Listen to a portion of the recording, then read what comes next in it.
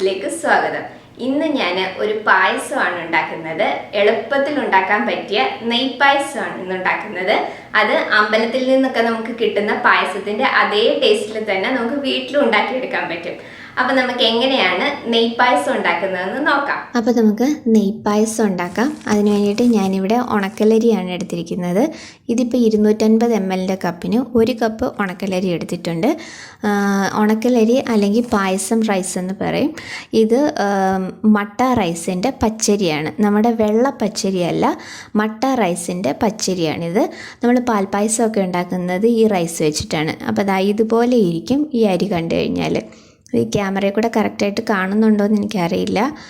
അപ്പോൾ ഇതുപോലെ ഇരിക്കും ഉണക്കലരി. അപ്പോൾ ഈ അരി വെച്ചിട്ടാണ് നമ്മൾ നെയ്പായസം ഉണ്ടാക്കുന്നത്. അതുപോലെ തന്നെ പാൽപ്പായസമൊക്കെ ഈ അരി വെച്ചിട്ടാണ് ഉണ്ടാക്കുന്നത്. ഇത് ഞാൻ കുതിർത്തിട്ടൊന്നുമില്ല, നന്നായിട്ട് കഴുകി എടുത്ത് വെച്ചേക്കുകയാണ്. നമ്മൾ കുതിർക്കേണ്ട ആവശ്യമൊന്നുമില്ല, ഈ റൈസ് പെട്ടെന്ന് തന്നെ വെന്ത് കിട്ടുന്നതാണ്, അതുകൊണ്ട് കുതിർത്ത് വെക്കേണ്ട ആവശ്യമൊന്നുമില്ല. അപ്പോൾ ഇതിനി നമുക്കൊന്ന് വേവിച്ചെടുക്കാം. അപ്പോൾ അതിന് വേണ്ടിയിട്ട് ഞാനിവിടെ ഒരു കുക്കർ എടുത്തിട്ടുണ്ട്. കുക്കറിലേക്ക് ഇതിട്ട് കൊടുക്കാം. ഇത് കുക്കറിൽ തന്നെ വേവിക്കണം എന്നുമില്ല, പെട്ടെന്ന് തന്നെ വെന്ത് കിട്ടുന്ന റൈസ് ആയതുകൊണ്ട് ഒന്നുകിൽ ഉരുളിക്കകത്തിലോ അല്ലെങ്കിൽ വേറൊരു വലിയ പാത്രത്തിലോ വേവിച്ചെടുത്താലും മതി. ഞാൻ കുറച്ചും കൂടി എളുപ്പത്തിന് വേണ്ടി കുക്കറിൽ വെച്ചെന്നുള്ളതേ ഉള്ളൂ.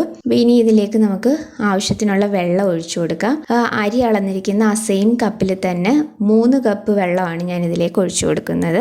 250 ml കപ്പിന് 3 കപ്പ് വെള്ളം ഒഴിച്ചു കൊടുത്തിട്ടുണ്ട്. അപ്പോൾ ഇത് കുക്കറിൽ വെക്കുന്നത് കാരണമാണ് ഞാൻ 3 കപ്പ് വെള്ളം ഒഴിച്ചിരിക്കുന്നത്. നമ്മൾ ഉരുളിക്കകത്തിലോ അല്ലെങ്കിൽ വേറെ പാത്രത്തിലോ ആണ് വേവിക്കുന്നതെന്നുണ്ടെങ്കിൽ ഒരു 5-5.5 കപ്പ് വെള്ളമെങ്കിലും വേണം റൈസ് കുക്കായി കിട്ടാൻ വേണ്ടിയിട്ട്.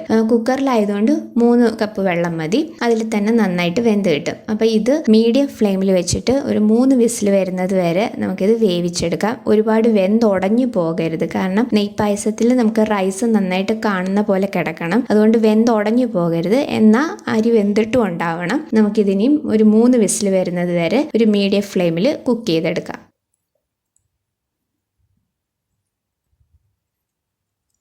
ഇപ്പോൾ നമ്മുടെ അരി കുക്കായി വന്നിട്ടുണ്ട്. നമുക്കിനി കുക്കർ തുറക്കാം.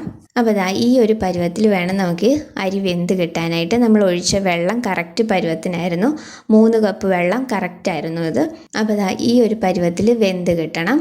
നന്നായിട്ട് ഇതിപ്പം അരി വെന്തിട്ടുമുണ്ട്, എന്നാൽ വെന്തങ്ങ് ഒരുപാട് ഉടഞ്ഞു പോയിട്ടുമില്ല. ഈ പരുവത്തിൽ വേണം നമുക്കിത് വേവിച്ചെടുക്കാനായിട്ട്. അപ്പോൾ ഇനി ഞാനിവിടെ ശർക്കര ഉരുക്കി വെച്ചിട്ടുണ്ട്. ഇതിപ്പോൾ ഞാൻ 600 ഗ്രാം ശർക്കരയാണ് ഉരുക്കി അരിച്ചെടുത്ത് വെച്ചിരിക്കുകയാണ്. അപ്പം ഈ പായസത്തിന് മധുരവും നെയ്യും നമ്മൾ കുറച്ച് കൂടുതലായിട്ടാണ് ചേർക്കുന്നത്. അപ്പോൾ 600 ഗ്രാം ശർക്കരയിൽ ഞങ്ങൾക്കിവിടെ നല്ല മധുരം ഉണ്ട്. പിന്നെ കൂടുതലായിട്ട് മധുരം വേണ്ടവരാണെങ്കിൽ കൂടുതൽ ശർക്കര ചേർത്താൽ മതി. അപ്പോൾ ഇനി നമുക്കിത് പായസം ഉണ്ടാക്കാം. അതിന് വേണ്ടിയിട്ട് ഞാനിവിടെ ഒരു വലിയ പാത്രം എടുത്തിട്ടുണ്ട്. അപ്പോൾ നമ്മൾ ഉരുക്കി അരിച്ച് വെച്ചിരിക്കുന്ന ശർക്കര ഇതിലേക്ക് ഒഴിച്ചു കൊടുക്കാം.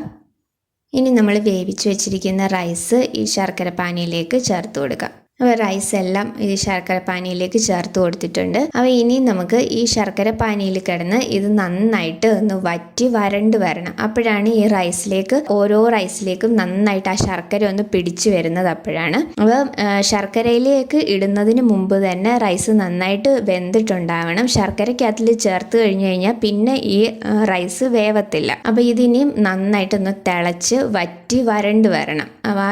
ഓരോ അരിയിലേക്കും നന്നായിട്ട് ശർക്കര ഒന്ന് പിടിച്ചു വരണം. ഇപ്പം ഇത് കുറച്ചും കൂടെ ഒന്ന് വറ്റി വന്നിട്ടുണ്ട്, കുറച്ചുകൂടെ ഒന്ന് തിക്കായി വന്നിട്ടുണ്ട്. അപ്പോൾ ഇനി നമുക്കിതിലേക്ക് കുറച്ച് നെയ്യും കൂടെ ചേർത്ത് കൊടുക്കാം. അപ്പോൾ ഞാനിവിടെ കുറച്ച് നെയ്യ് ചേർത്ത് കൊടുത്തിട്ടുണ്ട്. നെയ്യുടെ അളവൊക്കെ നിങ്ങളുടെ ഇഷ്ടം അനുസരിച്ച് ചേർക്കാം. സാധാരണ ഇതിൽ കുറച്ച് നെയ്യ് കൂടുതലായിട്ട് ചേർക്കാറുണ്ട്. പിന്നെ നിങ്ങൾക്ക് അധികം നെയ്യ് വേണ്ടാന്നുണ്ടെങ്കിൽ അതിനനുസരിച്ച് ചേർത്താൽ മതി. അപ്പോൾ നെയ്യും കൂടെ ചേർത്ത് ഇതെല്ലാം ഒന്ന് മിക്സ് ചെയ്തതിന് ശേഷം ഇത് കുറച്ചും കൂടെ ഒന്ന് വറ്റി കുറച്ചുകൂടെ ഒന്ന് വരണ്ട് വരണം. ഇപ്പോൾ ഇത് നന്നായിട്ട് ഒന്ന് വറ്റി നന്നായിട്ട് ഇതൊന്ന് വരണ്ട് വന്നിട്ടുണ്ട്, കുറച്ചുകൂടെ ഒന്ന് തിക്കായി വന്നിട്ടുണ്ട്. അപ്പോൾ ഈ ഒരു പരുവത്തിൽ നമുക്കിത് എടുക്കണം. ഇത് അടിയിൽ പിടിക്കാതെ നന്നായിട്ട് ഇളക്കി കൊടുക്കണം, അല്ലെങ്കിൽ അടിയിൽ പിടിക്കും. അപ്പോൾ ഇനി ഞാൻ ഇതിലേക്ക് കുറച്ച് ഏലക്കാപ്പൊടിയും കൂടെ ചേർത്ത് കൊടുക്കുകയാണ്. അത് ഇഷ്ടമില്ലാത്തവർ ചേർക്കണം എന്നില്ല. ഇനി ഇതിലേക്ക് ഞാൻ ചെറുപഴ ഒരു 3 എണ്ണം ചെറുതായിട്ട് അരിഞ്ഞു വെച്ചിട്ടുണ്ട്, അതും കൂടെ ചേർത്ത് കൊടുക്കുകയാണ്. അപ്പോൾ ഈ പഴം ചേർക്കുന്നുണ്ടെങ്കിൽ നമുക്ക് അമ്പലത്തിൽ നിന്ന് കിട്ടുന്ന ആ ഒരു പായസത്തിൻ്റെ ആ ഒരു ടേസ്റ്റും ഒക്കെ കിട്ടും, അതിന് വേണ്ടിയിട്ട് ചേർത്താണ്. അപ്പോൾ അത് വേണ്ടാന്നുള്ളവർ ചേർക്കണം എന്നില്ല. അപ്പോൾ പഴവും കൂടെ ചേർത്ത് എല്ലാം ഒന്ന് മിക്സ് ചെയ്തെടുക്കാം. അപ്പോൾ ഇതിലേക്ക് നമ്മൾ തേങ്ങാപ്പാലൊന്നും ഒഴിക്കുന്നില്ല.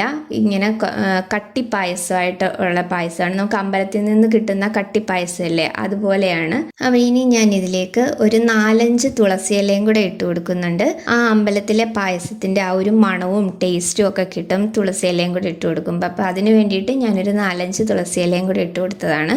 ആ തുളസി ഇലയുടെ ആ ഒരു മണമൊക്കെ വരുമ്പോഴത്തേക്ക് ശരിക്കും നമുക്ക് അമ്പലത്തിൽ നിന്ന് കിട്ടുന്ന ആ ഒരു പായസത്തിൻ്റെ മണവും ടേസ്റ്റും ഒക്കെ ആയിരിക്കും. അപ്പോൾ അതും കൂടി ഇട്ട് എല്ലാം ഒന്ന് മിക്സ് ചെയ്തെടുത്തിട്ടുണ്ട്. ഇനി ഇതിലേക്ക് ഞാൻ കുറച്ച് കൽക്കണ്ടവും കൂടി ഇട്ട് കൊടുക്കുന്നുണ്ട്. അപ്പോൾ എനിക്കിവിടെ ഇപ്പം ഈ ക്രിസ്റ്റൽ പോലത്തെ കൽക്കണ്ടമാണ് കിട്ടിയത്. അപ്പോൾ അത് കാരണം കൽക്കണ്ടം കുറച്ച് ഇട്ട് കൊടുത്തിട്ടുണ്ട്. അപ്പോൾ ഇതൊന്നും വേണ്ടാത്തവർ അതൊന്നും ചേർക്കണം എന്നില്ല. പഴവും കൽക്കണ്ടവും ഒക്കെ ചേർക്കുന്നത് താല്പര്യമില്ലാത്തവർ അതൊന്നും ചേർക്കണം എന്നില്ല. അപ്പോൾ ഇതിലേക്ക് കുറച്ച് തേങ്ങ ചിരകിയത് വേണം എന്നുണ്ടെങ്കിൽ ചേർത്ത് കൊടുക്കാം. പഴം ചേർക്കുന്നതിന് മുമ്പായിട്ട് തേങ്ങ ചിരകിയത് വേണമെങ്കിൽ ചേർത്ത് കൊടുക്കാം. ഞാനിപ്പോൾ തേങ്ങ ചിരകിയത് ചേർക്കുന്നില്ല. അതിന് പകരം ഞാൻ കുറച്ച് തേങ്ങാക്കൊത്താണ് ഇതിലേക്ക് വറുത്ത് ചേർക്കുന്നത്. അപ്പോൾ ഇത്രയേ ഉള്ളൂ. ഞാൻ ഫ്ലെയിം ഓഫ് ചെയ്ത് വെച്ചിട്ടുണ്ട്. അപ്പോൾ ഇനി നമുക്ക് കുറച്ച് തേങ്ങാക്കൊത്ത് വറുത്ത് ചേർക്കാം. അതിന് വേണ്ടിയിട്ട് പാൻ ചൂടാകുമ്പോൾ കുറച്ച് നെയ്യ് ചേർത്ത് കൊടുക്കാം. നെയ്യ് ഒന്ന് ഉരുക്കി വന്നു കഴിയുമ്പോൾ നമുക്ക് അതിലേക്ക് തേങ്ങാക്കൊത്തും കൂടെ ഇട്ടിട്ട് ഒന്ന് വറുത്തെടുക്കാം. ഞാനിപ്പോൾ ഒരു പിടി തേങ്ങാക്കൊത്താണ് എടുത്തിരിക്കുന്നത്. തേങ്ങാക്കൊത്ത് ചേർക്കുന്നത് ഇഷ്ടമില്ലാത്തവർക്ക് അതും ചേർക്കണമെന്നില്ല. ഇത് ഒരുപാട് ചുമക്കുന്ന വരെയൊന്നും മൂപ്പിച്ചെടുക്കേണ്ട. ജസ്റ്റ് ചെറുതായിട്ടൊന്ന് മൂത്ത് വന്നാൽ മാത്രം മതി. അപ്പോൾ ഈ ഒരു പരുവത്തിലൊന്ന് മൂത്ത് വന്നാൽ മതി. ഇതിന് നമുക്ക് കോരി മാറ്റാം. ഇനി ഇതിലേക്ക് തന്നെ ഞാൻ കറുത്ത ഉണക്കമുന്തിരിങ്ങയും കൂടെ ഇട്ട് കൊടുക്കുന്നുണ്ട്. ആ സെയിം പാനിലേക്ക് തന്നെ ഇട്ട് അതും കൂടെ ഒന്ന് വറുത്തെടുക്കാം. അപ്പം ഞാനിപ്പം അണ്ടിപ്പരിപ്പൊന്നും വറുത്ത് ചേർക്കുന്നില്ല. നമുക്ക് അമ്പലത്തിൽ നിന്ന് കിട്ടുന്ന പായസത്തിൽ അണ്ടിപ്പരിപ്പൊന്നും ചേർക്കാറില്ല. അപ്പം മുന്തിരിങ്ങ വറുത്തതും കൂടെ ഇതിലേക്ക് ചേർത്ത് കൊടുക്കുക, ആ നെയ്യോട് കൂടിയിട്ട് തന്നെ. അതുപോലെ നമ്മൾ വറുത്ത് വെച്ചിരിക്കുന്ന തേങ്ങാക്കൊത്തും കൂടി ഇതിലേക്ക് ചേർത്ത് കൊടുക്കാം. അപ്പോൾ ഇത്രയേ ഉള്ളൂ നമ്മളുടെ നെയ്പായസം. അപ്പോൾ അതാ ഈ ഒരു തിക്നെസ്സിലാണ് ഈ പായസം വരുന്നത്. കുറച്ച് കട്ടിയായിട്ടുള്ള ഒരു പായസമാണ്. നല്ല ഈസിയാണ് ഈ പായസം ഉണ്ടാക്കാനായിട്ട്. അതുപോലെ നല്ല ടേസ്റ്റിയാണ് ഈ പായസം. അപ്പോൾ എല്ലാവരും ഇതൊന്ന് ട്രൈ ചെയ്ത് നോക്കണം. അപ്പോൾ ഇതിലേക്ക് ഞാൻ ചുക്കുപൊടി ഒന്നും ചേർത്തിട്ടില്ല, അതുപോലെ തന്നെ അണ്ടിപ്പരിപ്പും ചേർത്തിട്ടില്ല. അപ്പോൾ ചുക്കുപൊടി വേണമെന്നുള്ളവർ അത് ചേർത്ത് കൊടുക്കാം. അതുപോലെ അണ്ടിപ്പരിപ്പ് വേണമെന്നുള്ളവർക്ക് അതും ചേർത്ത് കൊടുക്കാം. അതുപോലെ തന്നെ തേങ്ങാക്കൊത്ത് ഇഷ്ടമില്ലാത്തവർ ചേർക്കണം എന്നില്ല. അതുപോലെ തന്നെ കൽക്കണ്ടം, അതുപോലെ പഴം, ഇതൊക്കെ വേണം എന്നുണ്ടെങ്കിൽ മാത്രം ചേർത്താൽ മതി. ഇതൊന്നും ഇല്ലെങ്കിലും നല്ല ടേസ്റ്റാണ് ഈ പായസത്തിന്. ഉണ്ടാക്കുവാനും നല്ല ഈസിയാണ്. അപ്പോൾ എല്ലാവരും ഇതൊന്ന് ട്രൈ ചെയ്ത് നോക്കണം. ട്രൈ ചെയ്തിട്ട് നിങ്ങളുടെ അഭിപ്രായം എനിക്ക് കമൻസിലൂടെ അറിയിക്കണം. അപ്പോൾ വീഡിയോ ഇഷ്ടമായിട്ടുണ്ടെങ്കിൽ ലൈക്ക് ചെയ്യാനും ഷെയർ ചെയ്യാനും സബ്സ്ക്രൈബ് ചെയ്യാനും മറക്കരുത്. അടുത്ത വീഡിയോയിൽ വേറൊരു നല്ല റെസിപ്പി ആയിട്ട് കാണാം. താങ്ക്